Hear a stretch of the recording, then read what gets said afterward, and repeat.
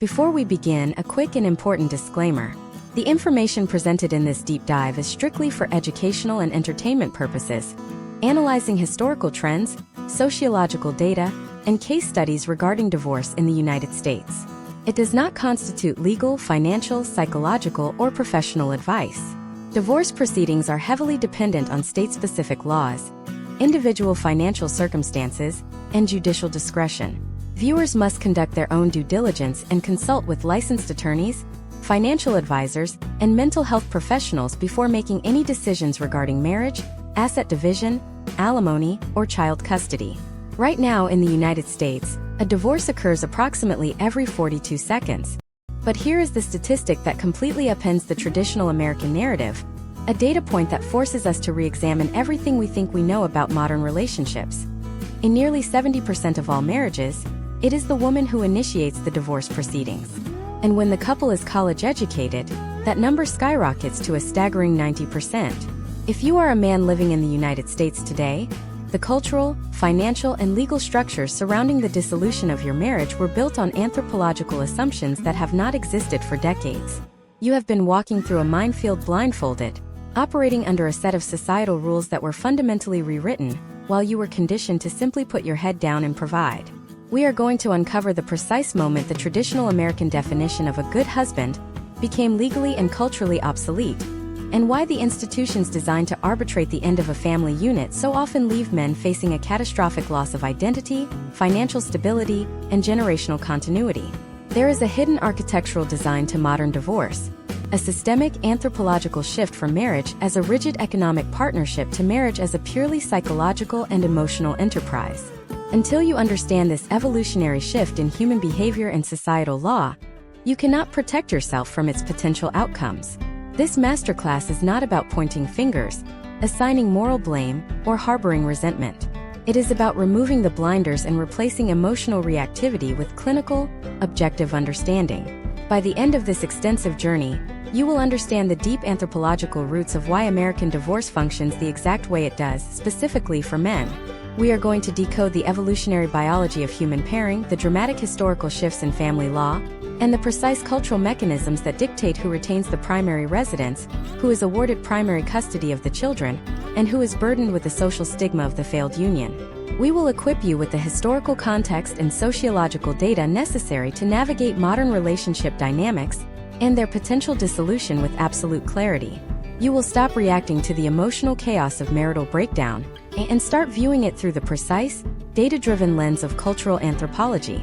You will learn how to read the landscape of modern marriage not as a romantic ideal, but as an evolving social contract heavily influenced by late-stage capitalism, shifting gender paradigms, and a legal system struggling to keep pace with human behavior. To understand the modern landscape of divorce for American men, we must first shatter the most pervasive myth in our culture: the illusion of the historical nuclear family. When most American men picture the ideal marriage, they subconsciously reference the 1950s, the breadwinner husband, the homemaker wife, the white picket fence. Anthropologically speaking, this mid-20th century model was an absolute anomaly. It was a brief, highly subsidized blip in human history, born out of the unique economic boom following World War II and the creation of the American suburbs. For the vast majority of human history, and certainly throughout early American history, marriage was not about finding your soulmate or achieving self-actualization. It was an institution of survival. In the agrarian societies of early America, men and women were economic co-producers. The farm required both of them to survive. The man managed the fields, the woman managed the homestead and the production of textiles and food preservation. Marriage was a vital economic unit, a corporation of two. Divorce was exceedingly rare not simply because of religious stigma, but because dismantling that economic unit often meant literal starvation or financial ruin for both parties. Then came the Industrial Revolution, which triggered the most significant anthropological shift in the male identity in human history. Work was suddenly moved out of the home and into the factory. For the first time, men left the domestic sphere to earn a wage, while women, largely excluded from the early industrial workforce, became the sole managers of the domestic sphere. This era birthed the concept of the male as the sole provider. A man's entire societal value, his dignity, and his anthropological worth in the United States became intrinsically tied to his ability to generate external resources and bring them back to the family unit. He was socialized to believe that providing financial security was the ultimate expression of love and commitment. Fast forward to the late 20th century, and the landscape shifted violently again. Women entered the workforce en masse, achieving financial independence and dismantling the necessity of the male sole provider. Yet, while the economic reality of women transformed drastically, the anthropological socialization of men did not. American men are still largely raised, judged, and valued by the industrial-era metric of resource provision. We are still implicitly taught that if we work hard, pay the mortgage, and fund the college accounts, we are fulfilling our marital contract. However, the modern American marriage has shifted from an institutional marriage to an individualized marriage. It is no longer about economic survival. It is about personal growth, emotional fulfillment, and psychological validation. This creates a devastating disconnect that leads directly to the family court system.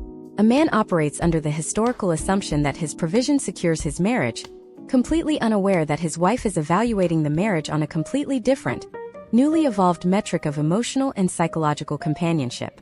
When the divorce is initiated, usually by the wife who feels emotionally unfulfilled despite the financial stability, the man is left completely bewildered. He played by the rules he was taught, but the game had fundamentally changed. And when he steps into the courtroom, he encounters a legal apparatus designed during the 1970s no-fault divorce revolution. No-fault divorce was a necessary legal innovation that allowed individuals to escape abusive or toxic marriages without proving extreme cruelty or adultery. However, its anthropological side effect was the complete commodification of the marriage contract. It meant a marriage could be unilaterally dissolved by one party for any reason, or no reason at all, while still enforcing the financial obligations of the traditional provider role upon the man. The state suddenly had the power to dismantle the family unit, while simultaneously mandating the continuation of the man's industrial-era financial responsibilities, alimony and child support, often while stripping him of his daily role as a father. This is the profound structural paradox at the heart of the anthropology of divorce for men in the USA, and it is the exact phenomenon we are going to dissect, analyze, and map out in the coming chapters of this masterclass. To truly grasp this structural paradox, we have to look at the exact mechanics of how this plays out in the real world right now in 2026. Imagine if you spent your entire life training for a marathon, logging the miles, buying the right gear, strictly following the nutritional guidelines, only to cross the finish line and be told that the race was actually a swimming competition, and because you do not know how to swim, you are disqualified. This is the precise psychological shockwave that hits millions of American men during the initial stages of marital dissolution. Sociologists and marriage counselors often refer to this dynamic as walkaway wife syndrome, though a more clinically accurate term is neglected provider disconnect. This occurs when a man operates flawlessly under the historical industrial-era mandate of resource provision, while his partner evaluates the union entirely on the post-industrial metric of emotional attunement and self-actualization. Let us examine a case study representative of historical trends and current demographic data. Consider Michael, a 42-year-old mid-level logistics director living in Ohio in 2026. Michael works 55 hours a week. He commutes. He fully funds the college savings accounts for his 2 children. He ensures the mortgage on their 4-bedroom suburban home is paid on time every single month. In his anthropological framework, inherited from his father and his grandfather, he is succeeding. He is the protective barrier between his family and the harsh economic realities of the world. He views his labor, his stress, and his physical exhaustion as profound acts of love and commitment. However, his wife Sarah, operating under the modern psychological framework of marriage, views his long hours as emotional abandonment. The resources he provides are taken as a given, a baseline expectation, rather than a continuous active contribution to the relationship. When Sarah inevitably files for divorce citing irreconcilable differences, the legal system of 2026 steps in to arbitrate. This is where the anthropological trap snaps shut. The family court system, while nominally modernized, still heavily relies on precedents established during the single-earner era. The court does not measure Michael based on his emotional availability or the psychological framework that initiated the divorce. The court measures Michael almost entirely on his historical utility as a financial engine. The legal apparatus immediately focuses on maintaining the marital standard of living for the lower-earning spouse and the children. The profound irony here is that the very labor Michael utilized to build that standard of living, The labor that alienated him from the emotional core of his marriage and led to its dissolution is now the exact metric used to calculate his future financial obligations. The court looks at his tax documents, sees a high capacity for resource generation, and codifies that capacity into a legally binding monthly extraction, often disregarding the sheer physical and mental toll required to maintain that output over decades. We must break down the step-by-step reality of this process to understand its severity. Step 1 is the immediate shift from partner to adversary. The moment the petition is filed, the collaborative economic unit is severed, but the man is legally required to continue funding it. Step 2 is the establishment of the status quo order. In many jurisdictions, courts implement temporary orders that freeze assets and dictate that the primary earner must continue paying all household bills, mortgages, and expenses, often while simultaneously being required to move out of the primary residence to de-escalate domestic tension. This creates a scenario where a man is funding a domestic sphere he is no longer legally permitted to occupy. Step 3 is the realization of the baseline legal assumption regarding child custody. Despite immense progress in shared parenting laws across various states by 2026, the historical inertia of the tender years doctrine still casts a long shadow. This 19th century legal principle presumed that mothers were uniquely and biologically suited to care for children, completely overriding the previous agrarian standard, where children were viewed as the economic responsibility of the father. While formally abolished, the cultural residue of the tender years doctrine means that men often have to actively prove their capability as primary or equal caregivers, whereas that capability is implicitly assumed for women. This brings us back to the psychological devastation experienced by the modern American male. Let us examine the discovery phase, a mandatory step in the legal process that further traumatizes the modern provider. During discovery, every single financial transaction, every bank statement, every asset, and every debt is laid bare and scrutinized. For a man living in 2026, where inflation and the cost of living have already stretched his income to the absolute breaking point, this process is an invasive autopsy of his life's work. The court and opposing counsel meticulously catalog his retirement accounts, his stock options, his physical assets, and even his future earning potential. They are not looking at his character, they are calculating his liquidation value.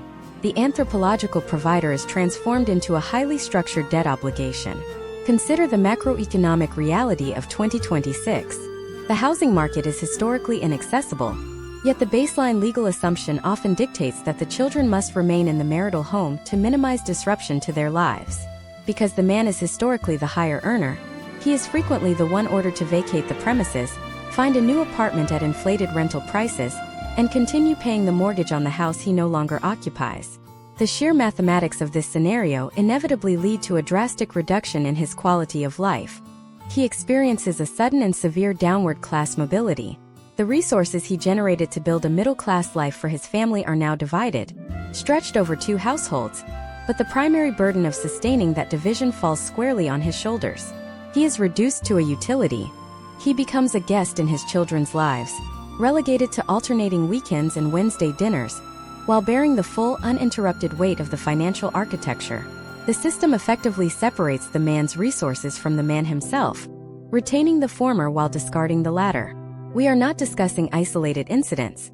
We are analyzing macroeconomic and sociological data points affecting millions of households. When a man enters the legal machinery of divorce, he is not just fighting his ex-spouse. He is fighting the ghosts of the Industrial Revolution, the outdated precedents of 1970s family law, and a modern cultural narrative that simultaneously demands his emotional vulnerability while aggressively penalizing him for failing to be a traditional Stoic provider. He is caught in a temporal paradox where he is judged by the rules of 3 different centuries simultaneously. The expectations of the 21st century initiated the split, the laws of the 20th century dictate the division of his wealth, and the biological imperatives of prehistoric human survival govern the visceral, terrifying reactions in his own nervous system. The modern man is entirely unprepared for the clinical, transactional nature of this dismantling. He expects a moral accounting, a forum where his sacrifices and his intentions are weighed. Instead, he finds a spreadsheet. He finds actuaries and opposing counsel dissecting the equity in the home he spent a decade renovating. And it is precisely within the walls of that home where the most brutal and highly contested battles of modern divorce are fought. The physical house is not just a collection of wood and drywall, It is the ultimate anthropological symbol of the provider's success, and in the next phase of this breakdown, we will reveal exactly why the legal system is overwhelmingly designed to ensure he is the one who has to hand over the keys and walk away. The moment the divorce petition is stamped by the county clerk, the physical structure of the marital home transforms from a sanctuary into a contested geopolitical territory. To understand why the American legal system routinely removes the man from this territory, we must examine the intersection of evolutionary anthropology and the modern legal doctrine known as the best interests of the child. In early human history, the male role was fundamentally territorial. The perimeter of the homestead, the physical safety of the shelter, and the accumulation of resources within that structure defined his evolutionary success. Fast forward to the year 2026, and that biological imperative remains hardwired into the male psychology. The house is not merely a collection of bedrooms and a kitchen. It is the physical manifestation of his lifetime of labor, his biological mandate to provide shelter, and his identity as a protector. However, the family court system does not operate on male biological imperatives. It operates on a framework designed to minimize disruption for the dependents. When a judge looks at a contested marital home, they are legally bound to prioritize the stability of the children. Because historical trends and cultural inertia still heavily favor the mother as the primary emotional caregiver, the court naturally deduces that the children must remain with her, and therefore, she must remain in the home. This creates a legal mechanism known as exclusive use and occupancy. The man is legally ordered to vacate the premises, yet because he is historically the primary earner, his income is still required to sustain the mortgage, the property taxes, and the maintenance of the structure. Imagine if you were David, a 38-year-old civil engineer living in Georgia in the current year 2026. David and his wife purchased a home 5 years ago. Because of the macroeconomic realities of 2026, including severely inflated property values and highly restrictive interest rates, that home is the single largest wealth vehicle David possesses. It holds all of his trapped equity. When the divorce is finalized, David faces a catastrophic financial binary. Option 1 involves the house being sold, the equity being split, and the children being uprooted, which the court actively attempts to avoid. Option 2 involves the wife retaining the home to maintain stability for the children. Let us analyze the step-by-step financial mechanics of Option 2, because this is where the modern provider is financially eviscerated. If the wife keeps the home, she must theoretically buy out David and his share of the equity. However, because she historically earns less, she rarely has the liquid capital to write him a check. Instead, she must refinance the home in her name alone to remove his liability, paying him his equity from the new loan. But in the high-cost environment of 2026, she often cannot qualify for that mortgage on her single income. The court, seeking to preserve the children and their environment, will frequently issue an order that delays the sale of the home until the youngest child turns 18. This legal maneuver effectively traps David in financial purgatory.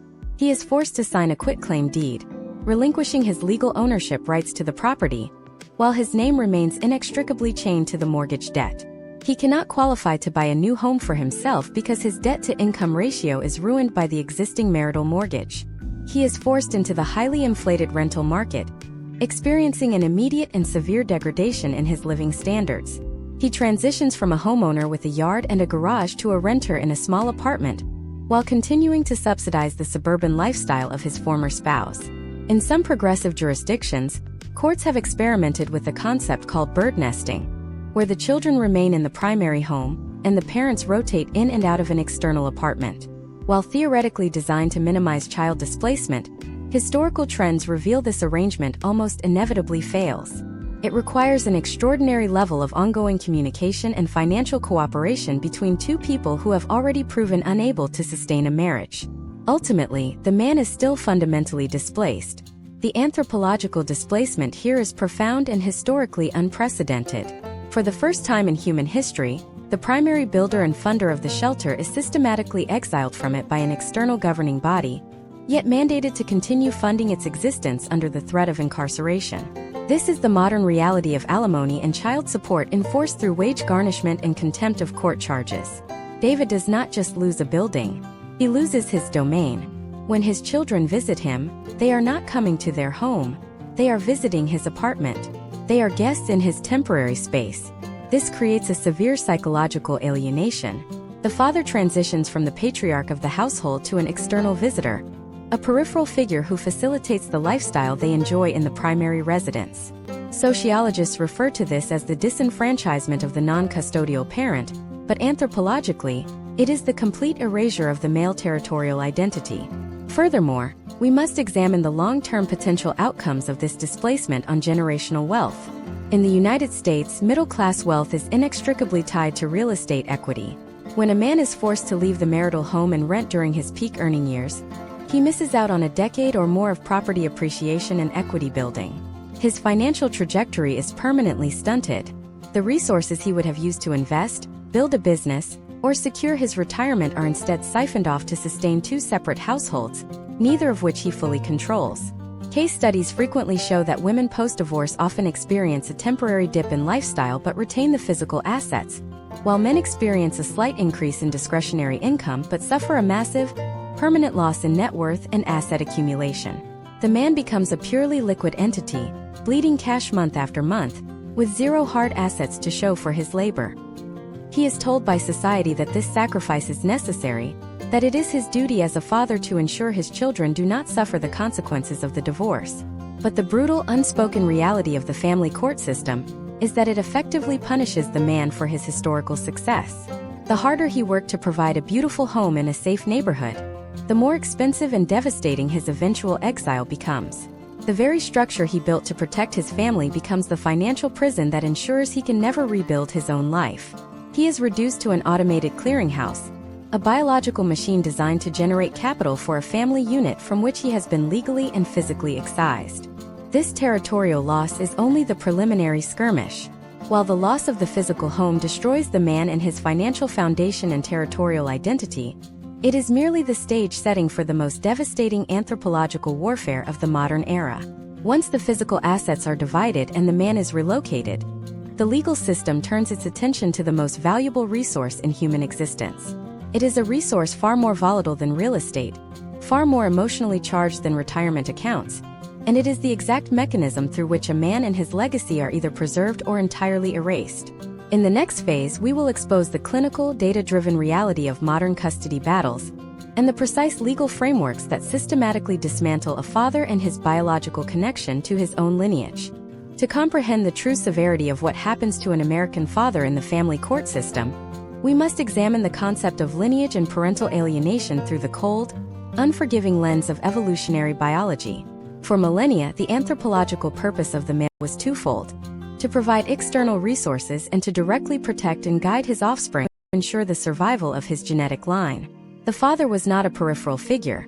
He was the central authority, the primary disciplinarian, and the essential mentor who transferred survival skills, trade knowledge, and cultural values to the next generation. Under the agrarian economic model of early America, this biological reality was reflected in the law. Children were considered vital economic assets to the family farm, and in the rare event of a marital dissolution, custody was almost universally awarded to the father because he owned the land and the means of production necessary to sustain them. Then, the Industrial Revolution triggered a massive sociological earthquake. As men were funneled into factories and corporate structures, away from the home, the legal system required a new framework. This birthed the tender years doctrine in the 19th century, a legal presumption that mothers were biologically and uniquely suited to care for children during their formative years. This doctrine completely severed the historical assumption of paternal custody and legally enshrined the mother as the default guardian. While the tender years doctrine was officially struck down in the late 20th century for violating equal protection laws, its cultural and judicial residue remains the invisible architecture of family courts today in 2026. The system simply replaced the explicitly gendered language with a nominally neutral framework, known as the best interests of the child standard. However, the best interests of the child standard is a devastating anthropological trap for the modern American provider. When a judge evaluates a custody dispute, they are instructed to look at who has been the primary caregiver. They look at who schedules the dentist appointments, who attends the parent-teacher conferences, and who stays home when the child is sick with a fever. Imagine if you are James, a 35-year-old systems architect living in Texas in the current year 2026. James works 60 hours a week. He navigates grueling corporate politics, endures a punishing commute, and sacrifices his physical and mental health to ensure his wife has the option to work part-time or stay home completely. James is operating flawlessly under the traditional provider mandate. But when the divorce is initiated, the family court does not view his 60-hour work week as an act of profound parental sacrifice. The court views his absence from the daily domestic routine as evidence that he is not the primary caregiver. The very labor James performed to sustain the family is weaponized against him to prove he is less essential to the daily lives of his children. The legal system structurally penalizes the traditional male provider role by defining parenting almost exclusively through the lens of maternal domestic tasks. As a result, the default judicial outcome in a heavily contested divorce is historically predictable. The mother is awarded primary physical custody, and the father is relegated to what is colloquially known as the standard possession order. We must break down the brutal mathematics of the standard possession order to understand its anthropological impact. In many jurisdictions, this standard arrangement grants the father visitation every other weekend, perhaps one evening a week for dinner, and alternating holidays. If you calculate the hours, James is legally permitted to see his children for approximately 4 to 6 days out of every 30-day month. He has been systematically reduced to an external visitor in the lives of his own biological offspring, granted access for roughly 15 to 20% of their childhood. He transitions overnight from the head of the household to a peripheral, scheduled entertainer. This dramatic reduction in access forces the father into a deeply unnatural psychological role, often referred to by sociologists as the Disneyland dad phenomenon. Because James only sees his children for 48 hours every 2 weeks, he is inherently disincentivized from performing the critical, mundane tasks of actual parenting. He cannot easily enforce discipline, mandate chores, or manage daily homework routines because doing so would consume the microscopic window of time he has to bond with them. His biological imperative to guide and instruct is replaced by a desperate need to simply be liked, to make the brief visits as enjoyable as possible so the children will want to return. The deep, meaningful transfer of generational values is severed, replaced by a transactional relationship based on weekend entertainment and leisure. But the systemic dismantling of the father does not end with physical alienation. We must analyze the massive macroeconomic apparatus that relies on this precise custody arrangement. In the United States, the child support system is deeply intertwined with federal funding mechanisms, specifically Title 4D of the Social Security Act. Under historical trends and current legal frameworks in 2026, state governments receive federal matching funds based on the total volume of child support they collect and enforce. This creates a potential outcome where the state apparatus has a vested financial interest in creating and maximizing non-custodial parents. If a court awards equal 50-50 shared parenting time, the child support obligation is often drastically reduced or eliminated entirely, because both parents are bearing the physical costs of raising the children equally. Therefore, awarding primary custody to one parent, usually the mother, and imposing a maximum financial extraction on the other parent, usually the father, maximizes the financial flow through the state collection system, triggering larger federal block grants. The American man steps into the courtroom believing he is appealing to a moral arbiter to preserve his family, completely unaware that he is standing on the conveyor belt of a highly optimized, federally incentivized revenue generation machine. He is no longer viewed as a necessary biological guardian. He is viewed as a debtor. His children are transformed into dependents of the primary household, and his sole remaining anthropological utility is his capacity to generate taxable, garnishable income. He faces the continuous threat of state violence, including the revocation of his driver's license, the seizure of his passport, and direct incarceration if he fails to meet this court-ordered financial output, regardless of whether he loses his job, suffers an injury, or experiences an economic downturn. The systematic removal of the father from the home and the clinical commodification of his relationship with his children sets the stage for the most dangerous phase of the modern divorce timeline. Once a man is stripped of his territory and alienated from his lineage, he enters a psychological wasteland of isolation and profound identity loss. And it is in this precise moment of absolute vulnerability that the legal system deploys its most archaic and financially lethal weapon, a mechanism designed to permanently indenter him to a ghost of his past, which we will uncover in the next chapter. The weapon is alimony. In modern legal parlance, it is often rebranded as spousal support or maintenance, but the anthropological function remains identical. To understand why alimony represents such a catastrophic legal anomaly for men in the year 2026, we must trace its origins back to a legal doctrine that has been obsolete for over a century. Under the Old English common law doctrine of coverture, a woman upon marriage lost her independent legal identity. She could not own property, she could not enter into contracts, and she fundamentally could not generate independent wealth. She was entirely subsumed into the legal identity of her husband. Because society legally prohibited her from supporting herself, the ecclesiastical courts mandated that if a separation occurred, the husband had a permanent, unbreakable obligation to keep her fed and housed. Alimony was not a reward. It was an extreme societal safety net, designed to prevent discarded wives from becoming wards of the state during an era when female economic agency was literally illegal. Fast forward to the current landscape of 2026. Women outpace men in college enrollment and graduation rates. They occupy prominent roles in every sector of the modern workforce. The legal, cultural, and economic barriers of the 19th century have been entirely dismantled. Yet, the ghost of coverture still haunts the family court system. The structural paradox we identified earlier reaches its absolute zenith here.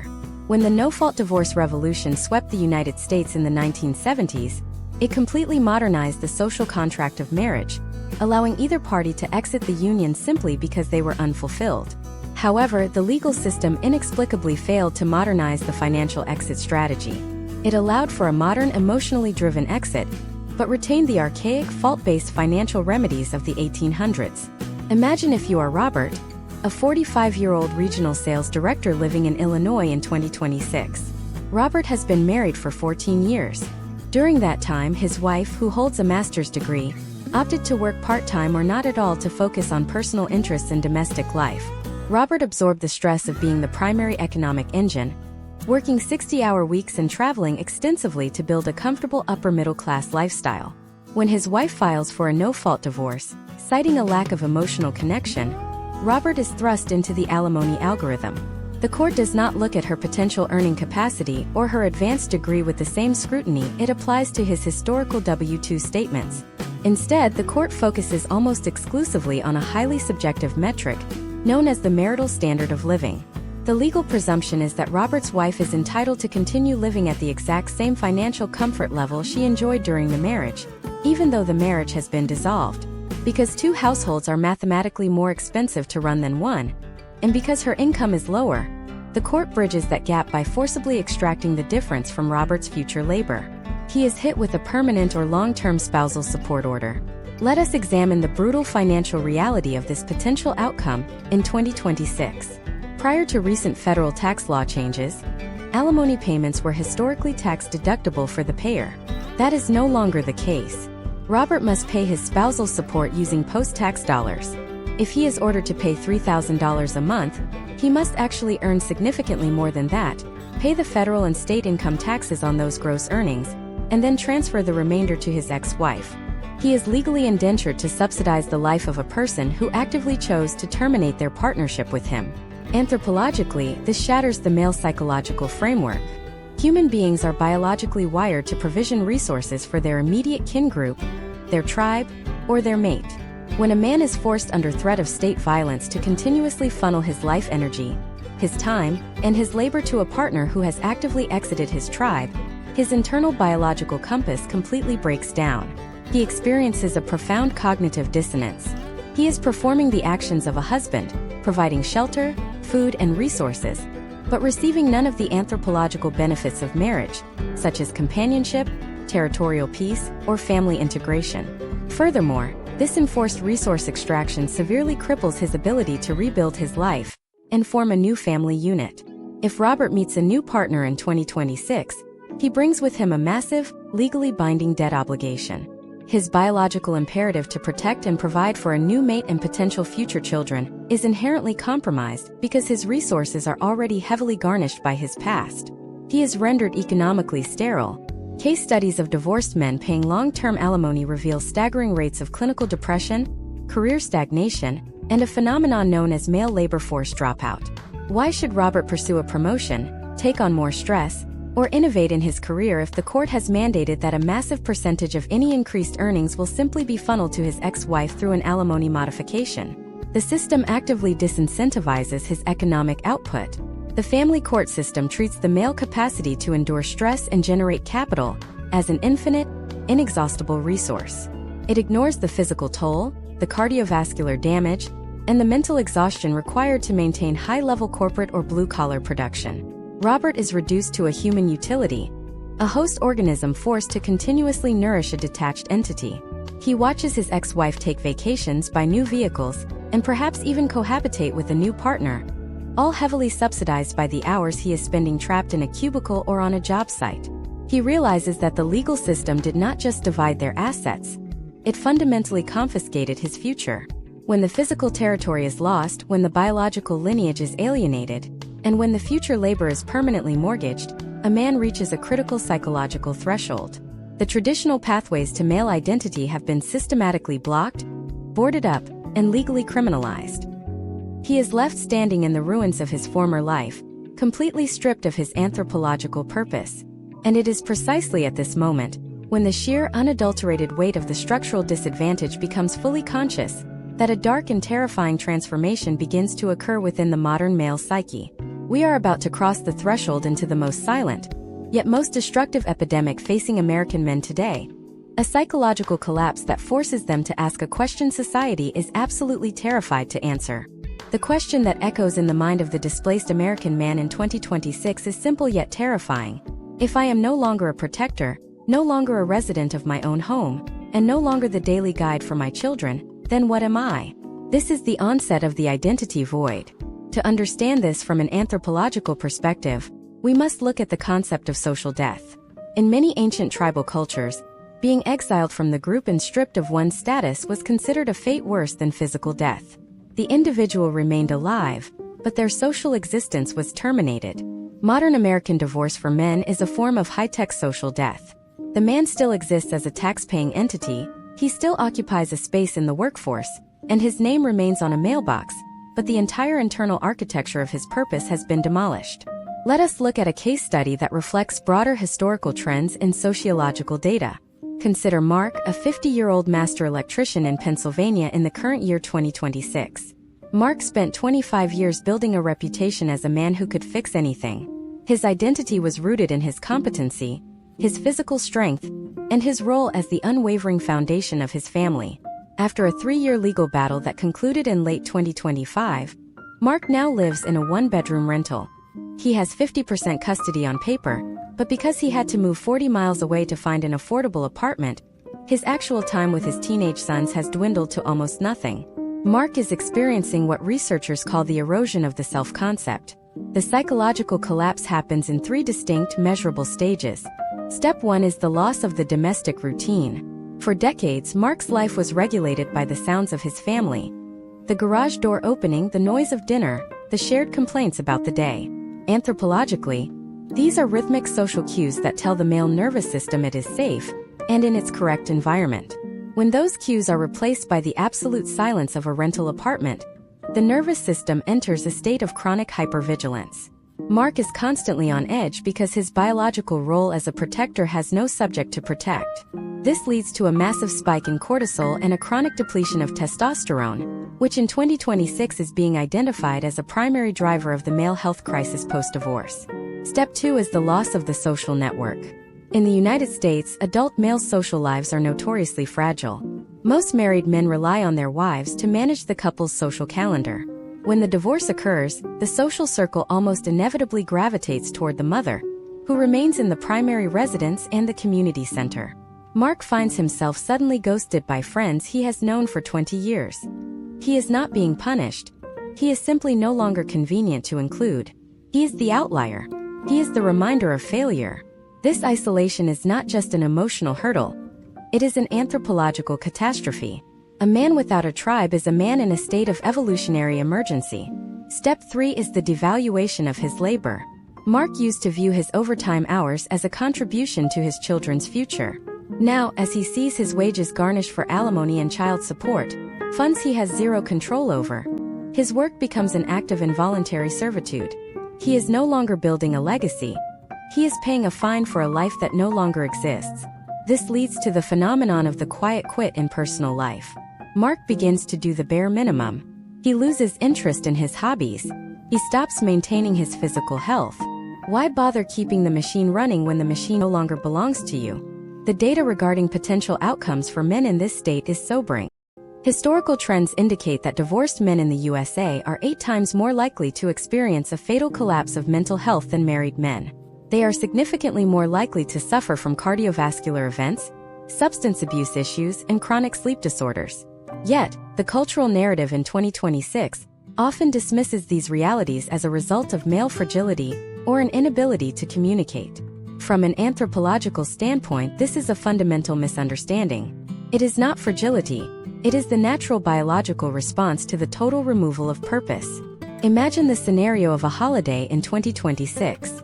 Mark is alone in his apartment while his former life continues in high definition 40 miles away.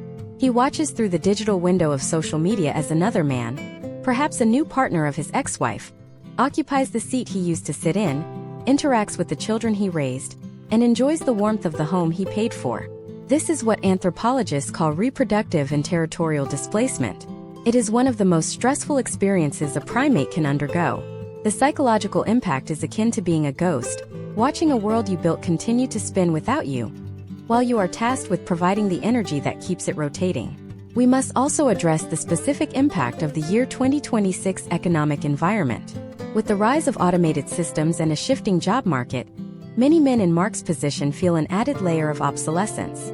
Their traditional skills are being devalued at the same time their family roles are being erased.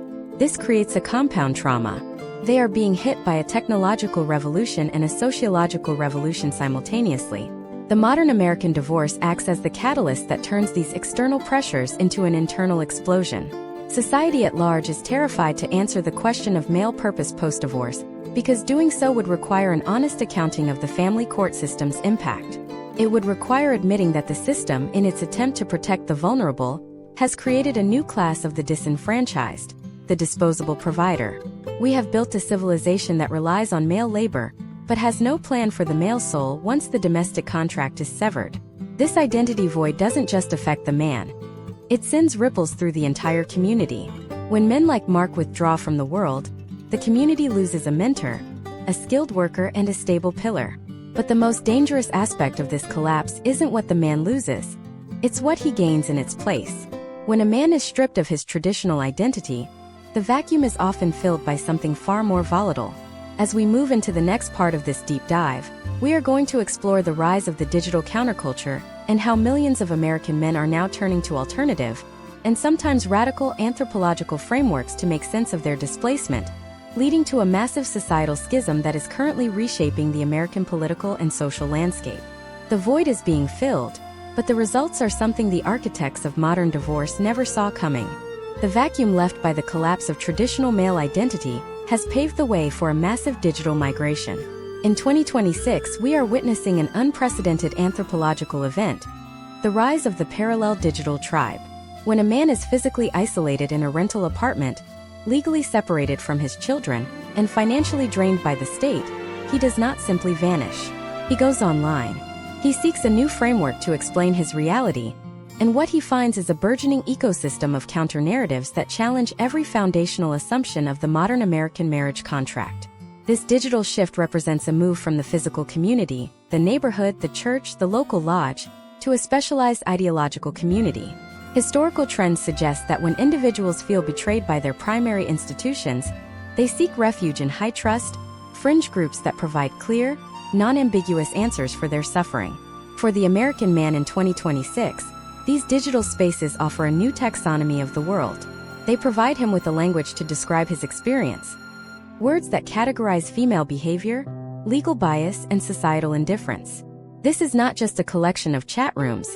It is the construction of a new anthropological lens. Consider the case of Thomas, a 34-year-old software developer in Seattle. After his divorce in late 2025, Thomas found himself in a state of cognitive dissonance.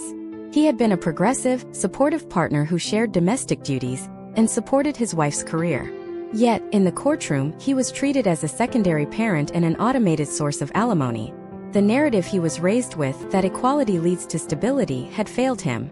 In his isolation, Thomas began consuming content from the manosphere, a vast network of podcasts, forums, and video essays dedicated to exploring male-centric perspectives on relationships and law.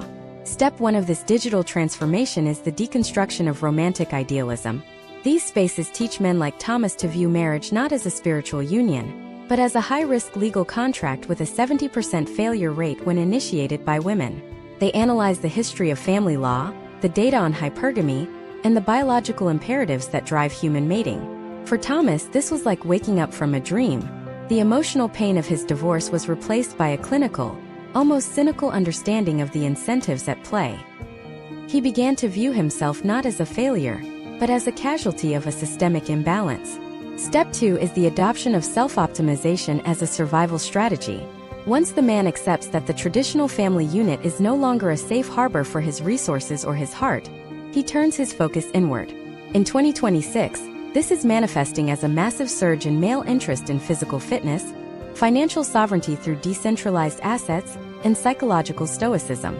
The digital tribe tells the man, if society views you as a utility, then you must become the most efficient, unshakable utility possible, but only for your own benefit. We see this in the exploding popularity of combat sports, longevity science, and solo travel among divorced men. They are reclaiming the territorial and physical mastery that was stripped from them in the domestic sphere. However, there is a profound potential outcome to this shift that society is only beginning to grapple with in 2026, the withdrawal of male cooperation from the marriage market. Anthropologists refer to this as the marriage strike. As the data on divorce outcomes becomes more transparent and widely shared through these digital networks, a growing percentage of younger men are looking at the experiences of men like Thomas and deciding that the risk-to-reward ratio of legal marriage in the United States is mathematically untenable. They are opting for long-term cohabitation without legal contracts, or eschewing committed relationships altogether in favor of transient connections. Imagine a scenario in 2026 where a young man, let us call him Kevin, is witnessing his older brother go through a grueling 3-year divorce. Kevin sees the wage garnishment, the loss of the family home, and the emotional toll of restricted visitation. When Kevin enters the dating world, he is not looking for a wife. He is looking for a strategy to avoid his brother's fate. This generational transfer of caution is fundamentally altering the demographics of the United States. Marriage rates are hitting historic lows, and the average age of first marriage continues to climb. This withdrawal is not merely a personal choice. It is a systemic feedback loop. As fewer men enter into legal marriages, the institutions that rely on the stability of the nuclear family, such as the housing market, the consumer goods sector, and the tax base, begin to experience a slow-motion crisis. The state, which historically incentivized marriage to ensure the private care of dependents, now finds itself overseeing an increasingly fragmented and litigious population. The digital tribe also provides a form of emotional cryogenics. It encourages men to freeze their vulnerability.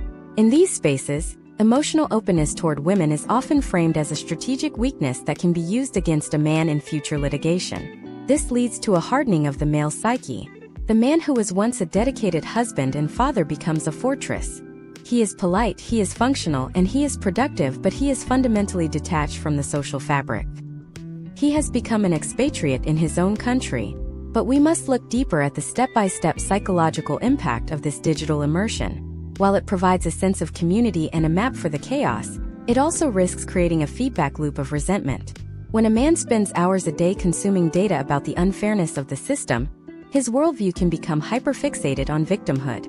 He replaces the identity of the provider with the identity of the persecuted. This is the great irony of the digital tribe. In its attempt to liberate men from a broken system, it often chains them to a narrative of permanent grievance. This schism is not just happening in the dark corners of the internet. By 2026, it has spilled over into the mainstream political discourse. Candidates are now explicitly campaigning on platforms of family court reform, aiming to capture the vote of the millions of men who feel the current system is an anthropological vestige of a bygone era. We are seeing legislative pushes for mandatory 50-50 custody and the abolition of permanent alimony in states across the country. The digital tribe is beginning to flex its real-world muscle, attempting to rewrite the laws that dismantled their lives. Yet, as the legal battle lines are drawn and the digital tribes grow stronger, a new and even more complex problem is emerging on the horizon. It is a problem that data and legal reform cannot easily solve. It concerns the very fabric of human connection and the silent, growing distance between the genders in America. As men retreat into their digital fortresses and women continue to navigate a world that no longer requires a male provider, The bridge between them is becoming increasingly unstable.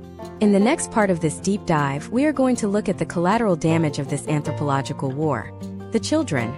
We will examine the data on what happens to a society when the father is transformed from a present hero into a distant, digital memory, and the terrifying long-term potential outcomes for the next generation of American men who are being raised in the shadow of this divorce epidemic. The generational fallout of the American divorce machine is not a theory. It is a measurable anthropological shift in the development of the human male. When we analyze the data in 2026, we see that the removal of the father from the daily domestic sphere creates a phenomenon known as paternal hunger. To understand this, we must look at the step-by-step psychological development of a boy. Anthropologically, the father serves as the bridge between the soft, nurturing world of the mother and the harsh, competitive reality of the external world. He is the one who encourages risk, enforces boundaries through physical play, and provides a template for controlled aggression and stoic endurance. When the legal system relegates the father to a weekend visitor, that bridge is dismantled. Consider the case study of Leo, a 14-year-old living in a suburb of Phoenix in 2026. Leo's parents divorced 4 years ago.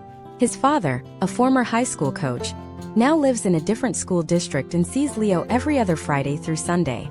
During the week, Leo is submerged in a purely feminine domestic environment. While his mother is hardworking and dedicated, she cannot provide the specific anthropological cues that a developing male requires to calibrate his identity. Historical trends show that boys in father-absent homes frequently experience a delayed onset of emotional maturity and a higher propensity for externalizing behaviors. Without the daily presence of a male authority figure to mirror and challenge him, Leo begins to seek validation and structure from alternative sources. In 2026, those sources are almost entirely digital. This is where the cycle of the digital tribe we discussed previously becomes self-perpetuating. Leo is not learning how to be a man from his father's quiet example of daily sacrifice. He is learning how to be a man from short-form video clips and hypermasculine influencers who profit from his confusion. The father's absence creates a vacuum that is filled by a stylized, often distorted version of masculinity. Anthropologically, this is the death of the apprenticeship model of fatherhood. For thousands of years, a son learned his trade and his temperament by standing next to his father. Today, that son stands next to a glowing screen, while his father is 20 miles away, working a job he dislikes to pay for a house he cannot enter. We must also examine the long-term potential outcomes regarding the concept of relationship modeling. A child's primary understanding of the social contract is formed by watching their parents navigate conflict and cooperation. When Leo watches the legal system treat his father as a secondary utility, he internalizes a terrifying lesson. The male role in a family is precarious, disposable, and ultimately punishable. He sees his father's stress, his father's reduced living standards, and the clinical way the court discusses his father's income. Leo is not just witnessing a divorce. He is being socialized to view marriage as a high-stakes liability. This leads to a phenomenon sociologists call the transmission of marital instability. Data indicates that children of divorce are significantly more likely to experience divorce themselves, but for men, this often manifests as a complete avoidance of the institution. By the time Leo reaches his 20s, his anthropological framework for a family will be one of conflict, litigation, and financial extraction. This is how a society loses its desire to build. When the young males of a tribe no longer see a viable path to becoming a respected patriarch or a secure provider, they stop investing in the future of that tribe. They become nomadic, focusing on short-term hedonism or isolated self-preservation. Furthermore, we have to look at the impact on the female side of the generational equation. Daughters raised in the shadow of the American divorce epidemic often develop a skewed perception of male reliability. If a daughter sees her father marginalized by the state, she may grow up with the unconscious belief that men are peripheral to the family unit. This reinforces the anthropological shift toward a matrifocal society, where the state effectively replaces the father as the primary economic guarantor through child support enforcement and social safety nets. In this environment, the male is no longer a partner. He is an external biological donor and a financial contributor. Imagine if this trend continues to its logical conclusion by the middle of the 21st century. We are looking at a society where the majority of households are managed by single women, subsidized by a class of estranged, laboring men who have no biological or territorial stake in the homes they fund. This is an anthropological configuration that has never successfully sustained a civilization over the long term. It creates a massive imbalance in social capital. Men who are not invested in their children are men who are not invested in the stability of their communities. They are less likely to volunteer, less likely to maintain local infrastructure, and more likely to engage in risk-taking behavior that destabilizes the social fabric. Let us look at the granular data regarding education and workforce participation for the next generation. In 2026, the gap between male and female achievement in the United States has widened to an alarming degree. Boys from father-absent homes are statistically more likely to drop out of high school and less likely to pursue higher education. This isn't just a lack of motivation, it's a lack of direction. The father is the person who historically points the son toward a goal. Without that pointer, the son drifts. He becomes part of the growing population of needs, not in education, employment, or training. He becomes a ghost in the machine, a consumer of digital entertainment with no desire to contribute to a system he perceives as rigged against his gender. This generational erasure of the father's role is the final stage of the anthropological dismantling. First, the man loses his territory. Then he loses his resources. Then he loses his identity. And finally, through the socialization of his children, he loses his legacy. His sons do not want to be him, and his daughters do not think they need him. He is the last of a species, a relic of an industrial-age social contract that has been shredded by the digital-age legal system. But there is a countercurrent forming. As the first generation of boys raised entirely within this high-conflict divorce culture reaches adulthood in 2026, they are beginning to demand a different set of rules. They are not looking to return to the 1950s. They are looking for a new post-divorce anthropology that recognizes the essential nature of the father as more than just a paycheck. They are starting to organize, to lobby, and to create new cultural rituals that celebrate fatherhood outside of the traditional marital bond. This movement is the only thing standing between the current epidemic and a total societal breakdown. However, as these young men push for change, they are meeting massive resistance from the established legal and financial bureaucracies that profit from the current state of affairs. The conflict is moving from the living room to the state house. And as we enter the penultimate part of this masterclass, we are going to look at the massive legal and political war currently being waged over the future of the American family. We will examine the specific legislative battles of 2026 that aim to either solidify the current system or blow it apart entirely, and the high-stakes gamble that will determine if the American father can ever truly return home. The battle for the future of the American family is currently being fought in the sterile corridors of state legislatures, fueled by an unprecedented wave of data-driven activism. In 2026, the primary flashpoint is the push for rebuttable presumption of equal shared parenting. To understand the anthropological gravity of this movement, we must look at how the legal default has historically functioned. For decades, the system operated on a winner-take-all basis, where one parent was designated the primary and the other the visitor. This was a binary system that necessitated conflict. If you are a father, you had to prove the mother was unfit just to achieve a baseline of equity. This created a high-stakes litigation environment that enriched the legal industry while traumatizing the family unit. The legislative shift in 2026 represents a move toward an anthropological framework of co-parenting continuity. This framework assumes that, unless proven otherwise, children deserve equal access to both biological parents. For men, this is a radical departure from the provider-only model. It acknowledges that the father's value is not purely financial, but developmental. However, the resistance to these bills is immense. It comes from a coalition of bar associations, who stand to lose billions in litigation fees if custody is no longer a contested asset, and various advocacy groups who fear that equal custody will be used to circumvent child support obligations. Imagine if you are Christopher, 39-year-old pharmacist in Florida in 2026. Florida recently passed a landmark shared parenting law. When Christopher enters the divorce process, the starting line is 50-50. He does not have to spend $50,000 in legal fees just to prove he is a capable father. The burden of proof has shifted. Now, if his spouse wants to limit his time, she must provide clear and convincing evidence of harm. This changes the entire anthropological dynamic of the split. It reduces the incentive for high-conflict scorched earth tactics. Because the outcome is predictable, the parties are more likely to settle and move toward a functional, post-marital cooperative unit. But we must also analyze the second front of this 2026 legislative war: Alimony reform. In states like Massachusetts and New Jersey, new bills are being debated that aim to eliminate permanent alimony entirely, replacing it with rehabilitative support designed only to bridge the gap until the lower-earning spouse can re-enter the workforce. The anthropological argument here is that in an era of female economic agency, the lifetime pension model of marriage is an insulting vestige of a patriarchal past that no longer exists. For men, this represents a path toward financial liberation and the ability to eventually retire. Under the old system, a man could be forced to pay alimony well into his 70s, effectively working until his death to support a former life. Step 1 of this reform involves the standardization of duration. In 2026, many proposed laws suggest that alimony should last no longer than 1/2 the length of the marriage.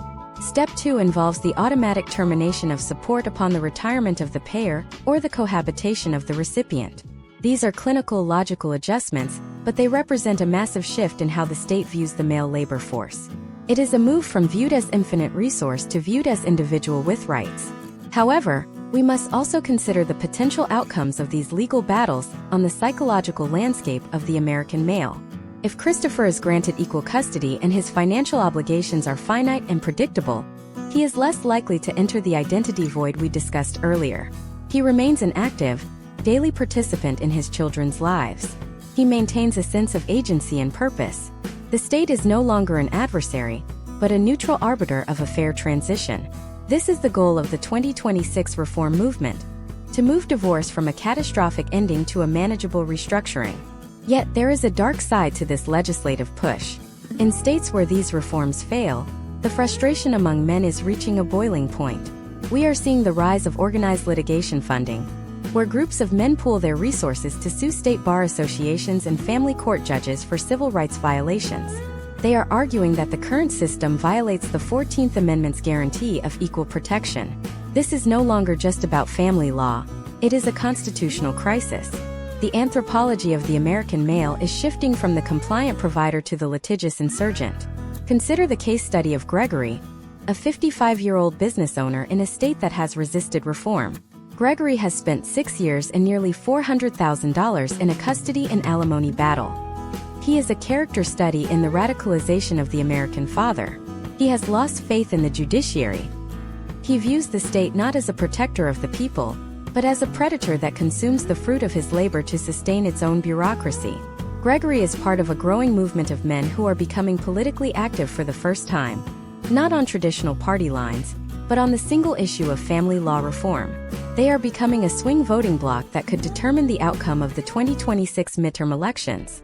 The high-stakes gamble here is whether the American legal system can bend before it breaks. If the reforms succeed, we may see a stabilization of the American family and a return of male investment in the social contract. If they fail, the withdrawal we discussed, the marriage strike, the digital migration, and the identity collapse will accelerate. We are at an anthropological tipping point. The traditional model of the American man as the silent, disposable engine of the nuclear family is being demolished by both the law and the men themselves. What remains to be seen is what will rise in its place. Will we see a new era of the integrated father, who is legally protected and emotionally present? Or will we see the final descent into a fragmented, matrifocal society where men are entirely alienated from the domestic sphere? The data of 2026 suggests we are moving toward a massive bifurcation, where the outcome of your life as a man is determined entirely by the zip code in which you file for divorce. This leads us to the final, most critical chapter of our masterclass. We have mapped the history, the law, the finances, and the psychology of this crisis. We have seen the destruction and the budding resistance. But there is one final piece of the puzzle that no one is talking about, the endgame. In the final part, we are going to look beyond the courtroom and the digital tribe to the ultimate biological and cultural destination of this journey. We will uncover the hidden truth about the future of human pairing in America, and the one thing every man must understand if he wants to survive the coming anthropological shift. The game is changing, the rules are being rewritten, and the final revelation will change everything you thought you knew about the road ahead. The endgame of this anthropological shift is the emergence of a new social species, the sovereign father. As we navigate the year 2026, we are witnessing the final dissolution of the 20th century marital blueprint. The traditional model, where a man trades his lifetime labor and territorial authority for the hope of domestic stability, has been mathematically and legally compromised beyond repair. To understand the future of human pairing in the United States, we must look at the step-by-step evolution of how men are now restructuring their lives to avoid the catastrophic potential outcomes of the legacy divorce machine. Step 1 of this evolution is the transition from legal marriage to private contractual associations. In 2026, high net worth and high-earning men are increasingly eschewing the state-regulated marriage license entirely. Instead, they are utilizing civil contracts, cohabitation agreements, and private trusts to define their domestic partnerships. By removing the state as a third party in their relationships, they are attempting to bypass the family court system altogether. They are essentially privatizing their family lives. For these men, the anthropological role of the provider remains, but it is no longer tied to a system that can unilaterally seize their assets or alienate their children without a specific, pre-negotiated breach of contract. Step 2 is the rise of the intentional paternity model. Historical trends suggest that as men become more wary of the legal risks of marriage, they do not necessarily lose the biological desire to become fathers. In 2026, we see a growing number of case studies where men are pursuing fatherhood through surrogacy or highly structured co-parenting arrangements with platonic partners.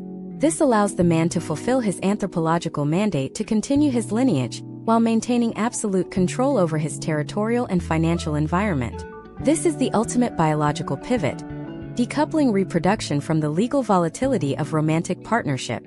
Imagine if you are Brian, a 40-year-old tech executive in California in late 2026. Brian has seen the wreckage of his peers, lives in the California court system. Instead of following the traditional path, Brian enters into a co-parenting agreement with a longtime friend. They raise their child in a duplex arrangement, 2 separate homes connected by a shared outdoor space.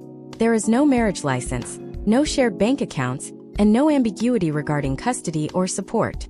Brian is a present, active father, but he has zero exposure to the alimony algorithm or the threat of exclusive use and occupancy.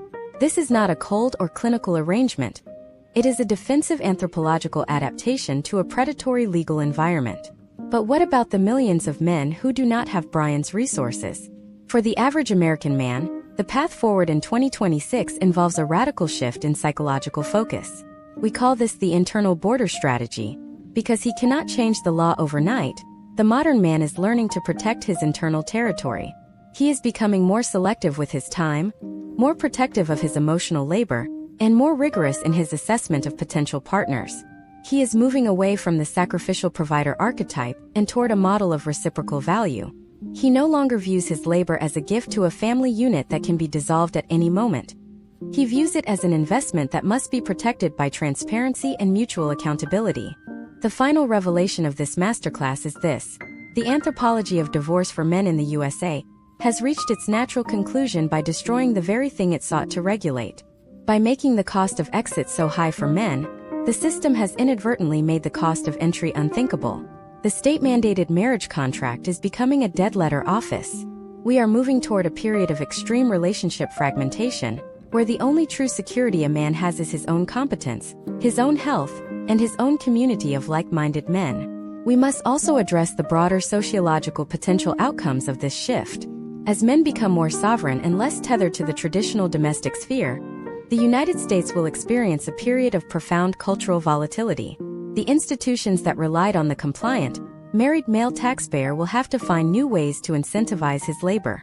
We are already seeing the first signs of this in 2026, with some corporations offering paternity-focused benefits and legal protection packages as part of their recruitment strategy. The market is beginning to respond to the male withdrawal by offering the protections the state refuses to provide. Consider the case of a new generation of American men, represented by a character named Ethan. Ethan is 24 years old in 2026. He has watched this entire masterclass, he has seen the data, and he has witnessed the social death of his father's generation. Ethan does not hate women, and he does not want to live a life of isolation. However, Ethan is the first generation to be truly post-romantic. He enters every relationship with his eyes wide open to the legal and anthropological mechanics at play. He values connection, but he prioritizes sovereignty. He is the architect of a new kind of American life, one where love is a choice made daily, but security is a structure built on facts, not hopes. The deep dive we have taken over these 10 parts has revealed a system in crisis. We have explored the industrial era roots of the provider role, the 1970s revolution of no-fault laws, the financial extraction of the alimony and child support machines, and the psychological collapse of the displaced father. We have seen how the legal system in 2026 functions as a mechanism of anthropological erasure. But we have also seen the seeds of a new way of being. The American man is not disappearing. He is evolving. He is learning to navigate the ruins of the old world, while laying the foundation for a new social contract that recognizes his inherent worth as more than just a utility. As we conclude this series, the question is no longer how to survive the system, but how to build something better outside of it. The anthropology of the future will be written by the men who had the courage to look at the cold, hard data and choose a different path. It will be written by the fathers who stayed present against all odds, the professionals who protected their future labor, and the digital tribes that provided the map for the wasteland. The era of the disposable provider is ending, not because the system changed, but because the men did. The story of the American father is far from over. It is merely entering a new, more conscious and more powerful chapter. While Part 10 concludes this specific deep dive into the anthropology of divorce, the implications of what we have uncovered are already triggering a new series of events. A massive sociological shift is currently underway in the heart of the American workforce, a movement that is being called the Great Male Renegotiation. Men are starting to ask for something the corporate and legal world is not yet ready to give. And the response to this demand will determine the economic fate of the next decade. The infrastructure of the family was just the beginning. The infrastructure of the entire American economy is next.